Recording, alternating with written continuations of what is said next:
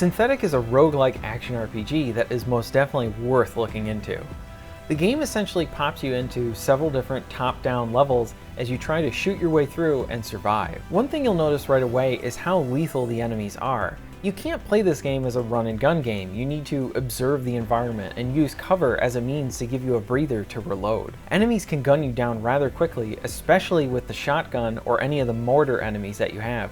Or if they attack you in groups and hit you at multiple angles, you will die. The odds are really stacked against you, especially when you start, because you just get a few passive skills and a pistol. You'll acquire additional weapons as you progress, and these weapons can give you a great sense of relief and empowerment, as another weapon can give you a great advantage. This really plays into the reloading system. So in most games, you just hit the reload button and that's that. Here, you have to hit a button to eject the clip, and then hit another button to then reload to put a fresh clip in the chamber. In the middle of a firefight, an additional gun is easier to switch to than actually reloading the gun you have on hand. The reloading also asks you to consider your ammo. When you reload, you lose any ammo that was left in that clip you just ejected out of your gun. So you need to ask yourself, do you want to go into the next combat encounter with a full clip and then lose those 2 bullets that you have in the clip right now? Or do you tempt going into the firefight, maybe not with your full ammo set on hand? You have to find a way to see if you can reload during that combat encounter. You'll pick up laser guns, assault rifles, shotguns, and even a really cool fireball cannon that causes this lasting damage on your enemies. The guns have a really nice punch to them. It does factor back into the lethal nature of the game.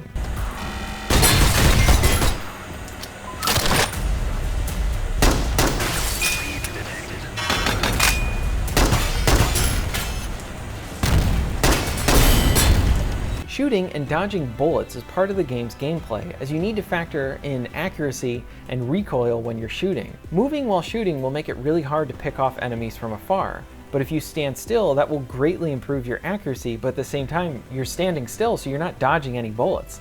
This is where ducking and weaving really comes into play with the cover, as you can effectively find a good point to then wait for an enemy that has spotted you and then pick them off as they're coming around a corner. As you play throughout the levels, you'll gain upgrades in the immediate with boosts to your ammo, damage for a limited period of time. Then you'll find weapons and items that can help you in your fight. I earned an orb that was really cool because as I attacked enemies, the orb would then go out and attack enemies for me. You can also earn weapon upgrades and upgrade them right on the fly to provide you with even better weapons. You'll come across side missions as you explore the levels, and these will net you with rewards. And the trick is that you usually have to face off a good amount of foes, so you may die, but the chances is that if you succeed, you get more upgrades which will further help you keep progressing throughout the game rather than meeting your end at this side mission. I find the game to be best played with a mouse and keyboard, with the controller needing more updates to make the experience smoother.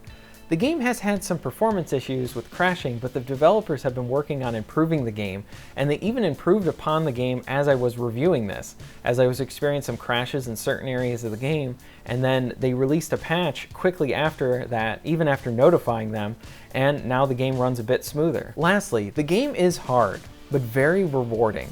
As I continue to try more roguelike games like this, I see that you really need some type of addictive gameplay loop and reward system to really come back to them.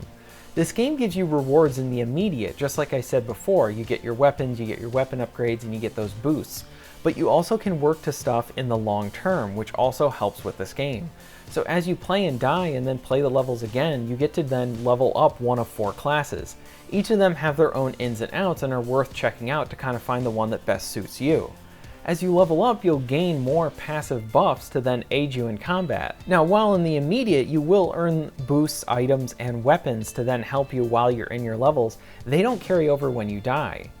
So that also adds to the intensity of the game and you wanting to survive, and it feeds back into that lethal nature of the gunplay. You'll also earn credits for playing the game, and you can use those on research items or buying other starting pistols for yourself. Like I said, this game is hard and it asks you to consider a lot in its gameplay, but it's also really fun and very addictive. I recommend you checking out this game, especially if you're into these types of games. The game also has options for online co-op, so you can play it that way, and they're looking for means to be able to get this game that's currently on PC also onto consoles. I think, like with many good games, it would be really great if this was on the Switch, because I feel like you can also play this just for a little bit. A match can kind of last, say, about just maybe 20-30 minutes, and then you may die, or you might last even longer than that. It really depends. If you're a first timer to these rogue-like games, I would say approach it with some caution. You may need to go into it with a certain mindset. Either way, it's worth checking out. Thank you very much for watching, and if you enjoyed this video, check out some of my other ones, and I'll see you next time.